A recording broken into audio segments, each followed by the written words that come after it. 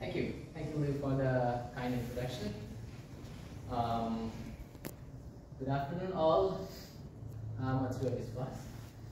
I'll be today talking on a simple thing, simple concept, very fundamental thing about the reinforcement learning, that how the immediate reward function can shape the success of your reinforcement learning convergence. So, in my presentation, although I cannot separate them, they are all tied together, all the sections, all the slides, but there are motivation in which I'll be talking about the background of the HEV, EMS, energy management system, types of EMS. Then in the reinforcement learning, we need a little bit of prerequisite knowledge about the reinforcement learning. So I have included a little introduction of reinforcement learning. Then I'll jump into the problem solving, or what's the source of the problem and how can you solve with the immediate reward function. At the end, I'll talk about the result, and if I can finish within the time limit, I'll leave some room for the discussion. As you all know that full hydroelectric vehicle, or HEV, they require an energy management system, or known as EMS, for the extraction of all benefits of powertrain electrification.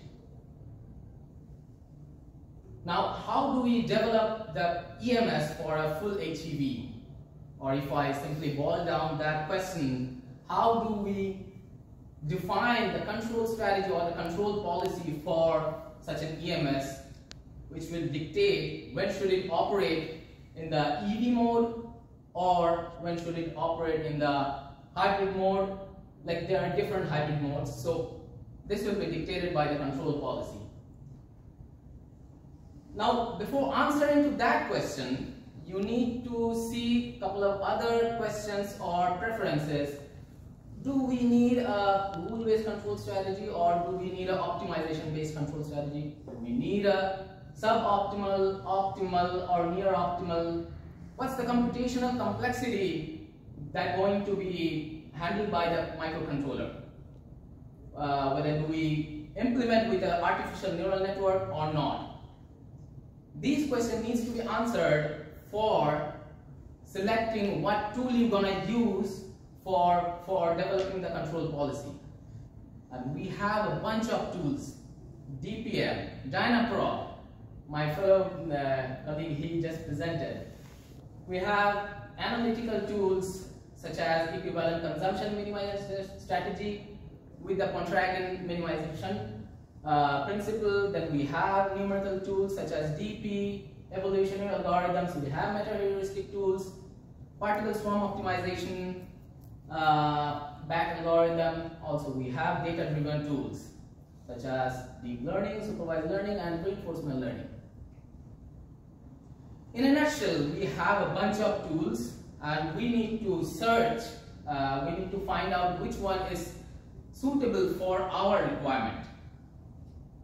And once we do that, the next part is to find out the kinematics and the dynamics of the powertrain that you are working with, because that's a very important step, because the architecture configuration will dictate strictly the control variables required for your EMS. Let's take an example for the Toyota Prius. It has two electrified modes, the pure electric mode and the hybrid electric mode. The pure electric mode does not offer any degree of freedom, so that's why we don't have any control variable for the pure electric mode. Whereas for the HEV mode, we can have two control variables because it offers 2 degrees of freedom in the powertrain architecture. We can choose either engine torque, engine speed, or generator speed or engine torque.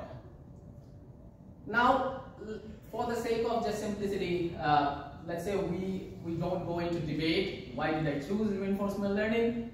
There are several others which I could have, but I'm a little biased for reinforcement learning. So we need a near optimal control policy which should update periodically in real time in real world driving scenarios. We could have, like, we can implement with an artificial neural network, and that should be in real time operating. Now with that introduction, I guess we should jump straight into the problem. What happens, what problem we're gonna face if we have reinforcement learning solely, like that's the only control policy defining your EMS. Now before going into that, I need to give a little bit of pre-knowledge on reinforcement learning. How does it work? What the basic principle is? It's one of the major 3 pillars of modern AI, reinforcement learning. In a simple and crisp way, reinforcement learning is a sequential decision-making method in which the control strategy that maximizes the long-term benefit, not the short-term benefit. And it mimics the human's capability of intelligent decision-making. As we human, we learn from our previous experiences, we do some mistakes or we do some good thing, and based on those experiences, we reinforce our behavior policy according to that. And that's what reinforcement learning tries to follow. It doesn't need any supervisor, it's an autonomous control policy. Now, we are only interested in how does the agent takes an action. That means at every state, how it's gonna take certain action. And we're gonna also focus how immediate reward function or the reward structure that gonna shape, that gonna influence the control policy update process, like how it will influence towards the optimal control, as he said. Now, since we are talking about optimal control, we are talking about the global optimal control. You must have known there are 2 kinds of optimal controls, local and global. When we are talking about optimal, we are strictly referring to the global optimal control. Now let's take a simple example of real-life reinforcement learning, like reward system. As you can see, the action of the cat is reinforced by the rewards that is being given, and it's forced, like we are forcing him to do a certain action, and that's how it's performing the same action again and again. Now, as we are clicking pictures, so I'll let you do that. I'll explain a little bit more. So we are not focusing on as simple, because this is immediate, like they are focusing on the only immediate reward. Our reinforcement learning is a little bit advanced, where we want to maximize the cumulative reward, not the single reward or for just a single time step. Because the cumulative reward is a sum of the immediate reward and the discounted future reward. What you gonna predict that you're gonna get in the future. Based on that prediction, you will define your control policy. You will update your control policy. Now, you might have known that by the time that why and how the control policy are being updated, it is mostly more or less dictated by the structure of the immediate reward function. That although there are other several influencing factors are there which influences how the control policy is updated, but substantially the reward function governs the update process. Now let's take a simple example. If I would have need to, or the reinforcement learning's final objective is to minimize the fuel consumption over the entire drive cycle, you will choose an immediate reward function which is just negative value of the mass flow rate of the fuel consumption at a, I included the rate of mass fuel. For the same time, if you would like to minimize both the emission and the fuel consumption, you would like to have this kind of immediate structure.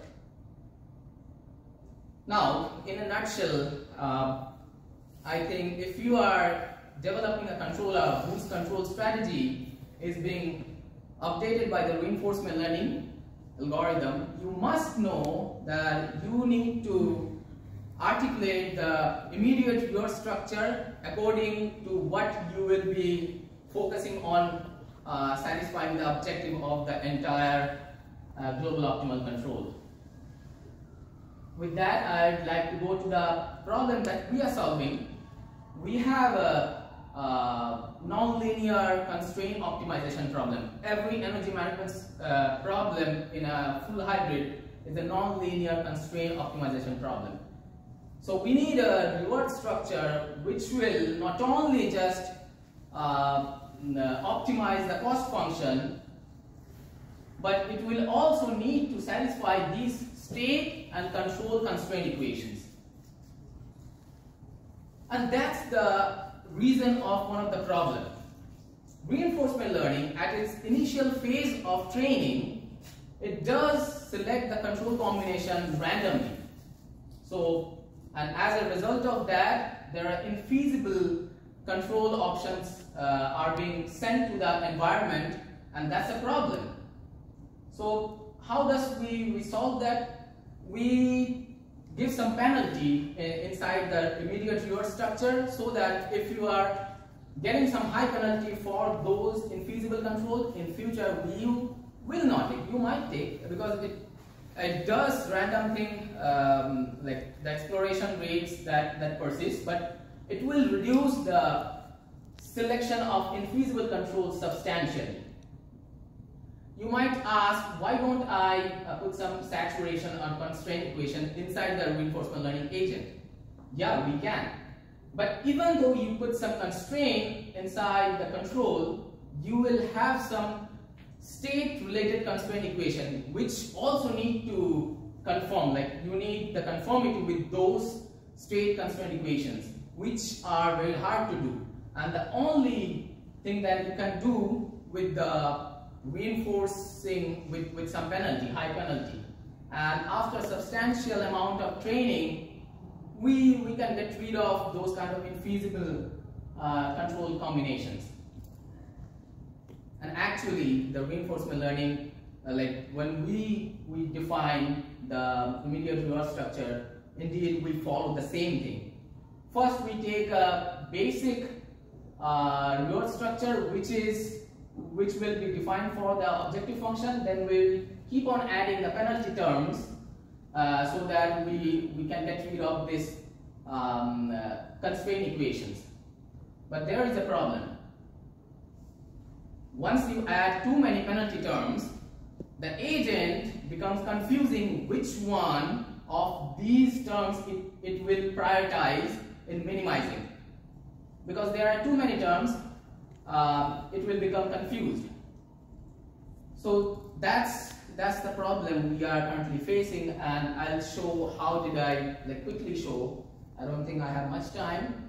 How did I solve that? So our reward structure, this is our forward simulation model for the Toyota Prius Gen 3 2010 model. Our objective is to optimize minimize the fuel while maintaining the charge sustainability. So for that, we kept, this is the SOC, battery SOC, and the fuel term. Now these things need to be carefully chosen until and unless you will have some biased optimization. Now with that, you won't be able to get rid of the infeasibility. That's why I have added the motor infeasibility, generator infeasibility, high voltage infeasibility, and internal combustion infeasibility. Like these are the penalty terms. Now we can still omit the internal combustion infeasibility if we include some pre-calculated and feasible combination of engine speed and engine torque. So that came about this, and with this we did 500 iterations, 500 training episodes, and a single episode it will work through the entire UDDS cycle. We have chosen only, for the time being, for the preliminary thing, we have chosen UDDS. And after this training, we can see that we can significantly reduce the infeasibility, the occurrence of infeasibility. Before training was these many number, and after training these many number. Now, as you can see, what's the time of a UDDS cycle? It's around 1300 seconds, right? But it's after the training, it only operates up to 225 seconds. Why does that happen? Like that reinforcement learning that it cannot even complete the entire drive cycle, because it goes to the battery depletes very quickly. Why? The reason is choosing mostly the EV mode, because that's the most safest mode where you can get rid of the infeasibility. And as a result of that, we thought now we need to again modify the immediate reward structure, and we need to make it complete the entire drive cycle. So for that, I have added this, I have multiplied this penalty with this term, and I got rid of the other infeasibility, because I have seen those infeasibilities, like those, even without those penalty terms, it can have decent performance. I have kept the high voltage battery infeasibility, because like the Toyota Prius battery is pretty low in capacity. It tends to deplete very fast. And after doing that, I found that it's able to complete the entire drive cycle. And fortunately, or luckily, I got a decent performance in terms of the SoC. Now with this, I'd like to end my presentation with the conclusion. So reinforcement learning success heavily depends on the selection of immediate reward structure. You need a simple and also effective immediate reward structure, which is tricky to find. And then we know, like we have assumed that we know the drive cycle before. We are not exploring all the charismatic characteristic of reinforcement learning in this work. And also that leads to an avenue for further research, how we can generate, how we can find effective and a simple reward structure. All the hurdles are justified because we know it has good prospect on different other stuff. With that, these are some references that I have taken help for. Yeah, thank you.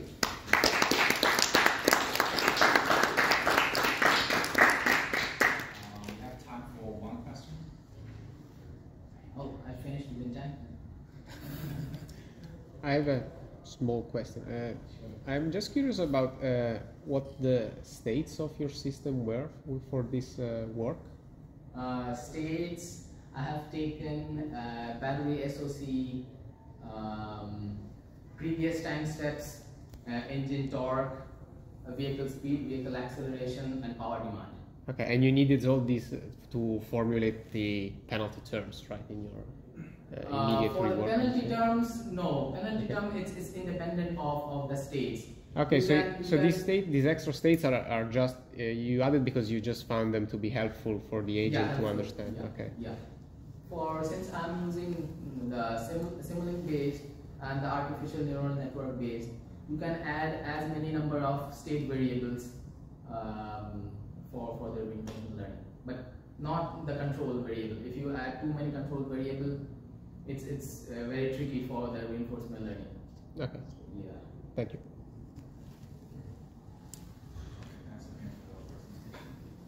Really, your figure is really great.